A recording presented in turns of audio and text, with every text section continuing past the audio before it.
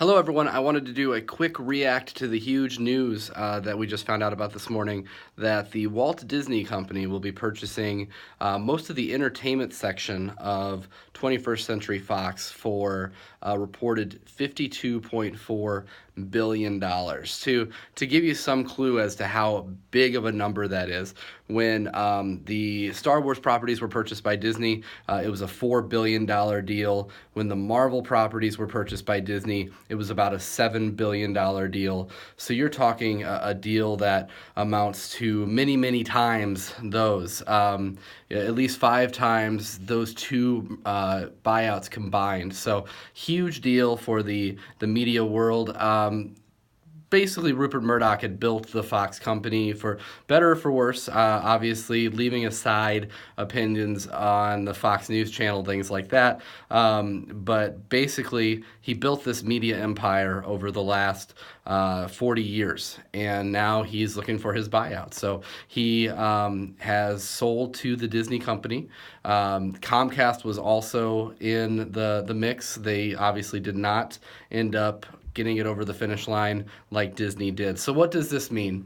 It means a lot of entertainment that Fox properties had owned are going to be coming to the Disney family. Probably the most consequential for us Marvel fans is that, yes, the first family of Marvel, the Fantastic Four, will be coming home to the Marvel Studios.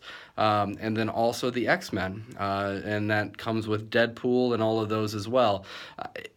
It's an inconsequential part of the overall deal because you don't spend $52 billion just to get the X-Men back. But for me, it's pretty cool. I'm really excited about the possibility of seeing a good Fantastic Four movie, first of all, and to see what direction Kevin Feige, if that's who ultimately is put in charge of these properties still going forward, is going to do with the X-Men. It's interesting as we close out the Infinity War chapter and those older heroes that now we get to jumpstart into basically your Fantastic Phase 4, which is something that I always had hoped would happen. I keep saying I predicted it, but obviously didn't know that this was the route that it was going to go. What else? This is a huge deal for Disney to get major stake in Hulu. As you know, they announced that they're going to be doing their own streaming service for all of their properties in the near future. This allows them to take a 60% stake in Hulu, so they already have a platform built for that. I imagine they would still want to make their own separate streaming service because they want to get that additional revenue. But at the same time, this allows them a conduit to know that they already have the technology in place to be able to deliver everything. No clue as to whether or not they're going to pull the Fox movies off of Netflix. It seems like a logical choice would be to get those off of the Netflix streaming platform and try to have the biggest streaming platform in the world. And so it makes a lot of business sense to potentially do that. But of course, they haven't announced anything like that as of yet. Disney is also going to be taking over some of the regional sports networks. That fits in well with their ESPN portfolio. And another big piece of news that was dropped was that Bob Iger is going to stick around till 2021. He had been scheduled to retire in 2019. There'd been some speculation as to who was going to take over in 2019, and now we can put that to bed for at least a couple of years. Another interesting thing that we can put to bed are the rumors. There were little rumors here and there throughout the year that he may run for president in 2020, and I can imagine that is no longer the being thought of. And I don't think it really was serious. I think he was just speculating and getting his name out there for the publicity. So huge deal. It also, as Scott mentioned, they now get the rights to the original Star Wars as well. So we had always thought that maybe there wouldn't be a new edition of the Blu-rays and all of that.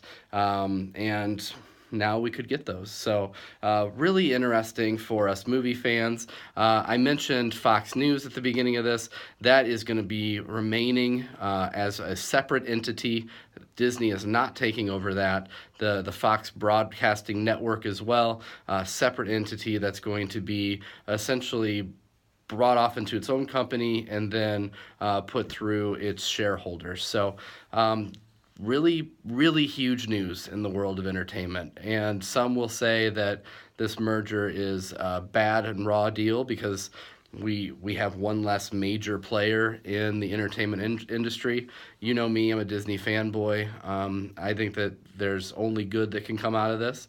But I understand the trepidation as well. I understand that a humongous corporation getting just that much larger is always something that you should be a little bit weary of. And of course, this still has to go through a lot of regulation and antitrust. Obviously, their lawyers think that this is going to clear all that because they wouldn't have announced if they didn't. So we'll see where it goes from here. But I guess, again, a small piece of the pie. I'm not saying that they did this all for the Fantastic Four and for the X-Men, but that's pretty cool to me. So anyway, tonight is the night we are going to see Star Wars, and I cannot be happier. So Disney's going to own my weekend and my soul here for the next couple of days. We'll have a full disclosure. We're planning on recording that tomorrow and then getting it out as soon as possible. So if you go see Star Wars, we won't post any spoilers because people that do that have deserve to crawl in a hole, but we will make sure that we get you full coverage on our feed sometime this weekend. So